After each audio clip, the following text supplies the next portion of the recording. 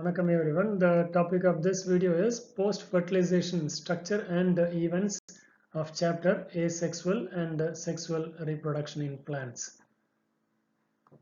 After fertilization, several changes takes place in the floral parts up to the formation of the seeds. So such changes which occurs after fertilization are called as post-fertilization changes. So the events after fertilization are endosperm formation, embryo development, formation of seed, fruits are called as post-fertilization changes. In this tabular column, the floral parts before fertilization and the parts of the flower after fertilization is shown. Sepals, petals, stamens, style and stigma usually wither and fall off. Ovary may get converted into fruit. Ovule will get converted into seed. Egg into zygote. Funicle into stalk of the seed. Micropyle of the ovule will get converted into micropyle of the seed, which facilitates oxygen and water uptake. Nucellar tissue gets converted to the perisperm. Outer integument of the ovule will get converted into the testa, which is nothing but the outer layer of the seed coat, and inner layer of the ovule will get converted into the tegument, nothing but the inner layer of the seed coat. Synergid cells will degenerate. Secondary nucleus will get converted into the endosperm. Antipodal cells may also get degenerated. The next is endosperm. So before getting into the aspect endosperm, let us recall the structure of the ovule and the pollen tube.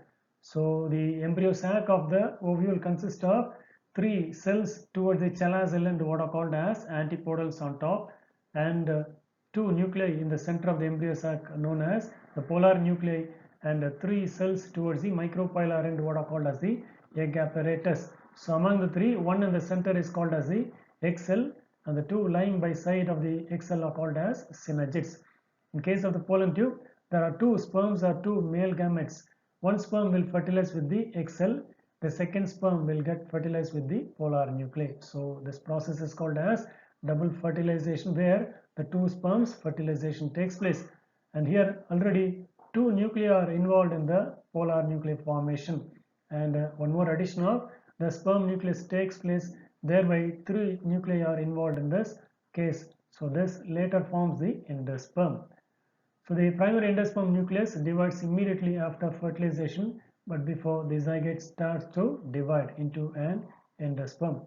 The primary endosperm nucleus is a result of triple fusion, two polar nuclei and one sperm nucleus, and thus has 3n number of chromosomes. So thereby here 3n number of chromosomes is seen.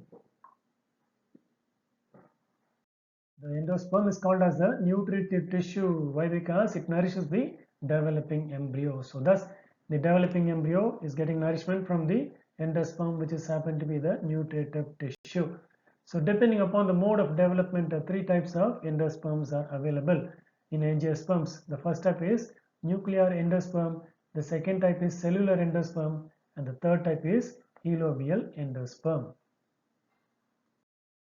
The first type of endosperm is the nuclear endosperm. So in this case, the primary endosperm nucleus divides into two without any wall formation. So this is happened to be the primary endosperm nucleus. So this divides into two nuclei where there is no wall formation or there is no partition occurring in between these two nuclei. So later the two nuclei multiplies into as many as possible. Even in this case, there is no wall formation. So in the nuclear type, the primary endosperm nucleus divides into two without any wall formation. So the subsequent divisions of these two nuclei are free nuclear, so that the endosperm consists of only free nuclei and cytoplasm around them. So only cytoplasm is found around them. The nuclei may either remain free or may become separate by walls in later stages. So in later stages, it may remain free or it may be separated by certain walls, as in case of Coccinia, Capsella, and Arachis. The second type of endosperm is cellular endosperm, where here the primary endosperm nucleus divides into two nuclei where a wall or a partition occur in between these both nuclei.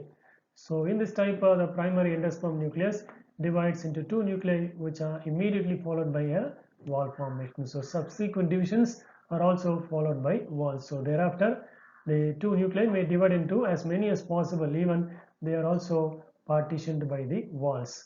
So as in case of Adoxa, Helianthus and Scoparia. The third type of endosperm is helobial endosperm. So in this case, the primary endosperm nucleus moves from the center to the base of the embryo sac. So later, this primary endosperm nucleus divides into two nuclei, but the cytoplasm gets unequally distributed to form a larger chamber, what is called as the micropylar chamber, and the smaller chamber called as the chalazal chamber. So the nucleus from the micropylar chamber divides into as many as possible. So whereas the nucleus from the chalazal chamber may or may not divide. So in helobial type, the primary endosperm nucleus moves to the base of the embryo sac where it divides into two nuclei. So these two nuclei are separated by a wall to form a large micropylar chamber and a small chalazal chamber. The nucleus of the micropylar chamber undergoes several free nuclear divisions, whereas that of the chalazal chamber may or may not divide, as in case of Hydrilla and Vallisneria. The endosperms may either be completely consumed or utilized by the developing embryo, or it may persist in the mature seeds. So depending upon the availability of the endosperm, the seeds are classified into two types, namely endospermous and non-endospermous.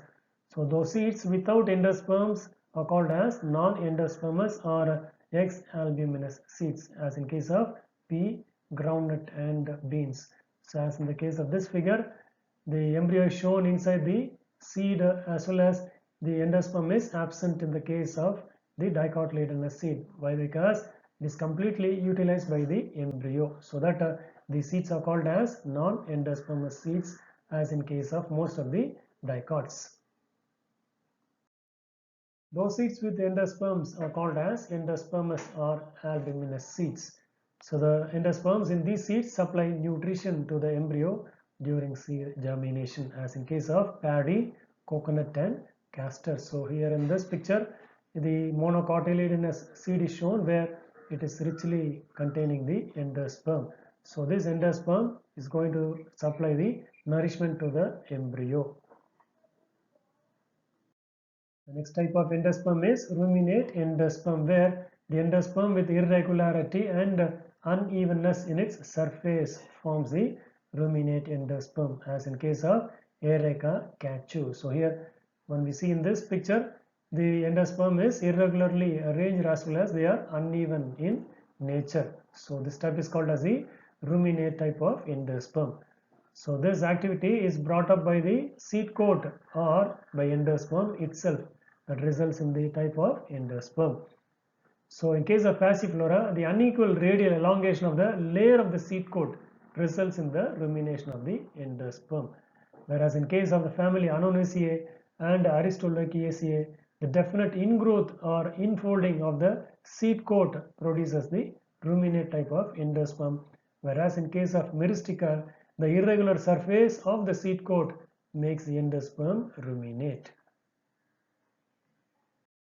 Finally, the functions of the endosperm. So endosperms are considered as the nutritive tissue for the developing embryo. Why? Because they nourish the developing embryo. So endosperm is the nutritive tissue for the developing embryo. And the second point is, in majority of the angiosperms, the zygote divides only after the development of the endosperm. So after the development of the endosperm only, the zygote starts to divide, as in case of the angiosperms.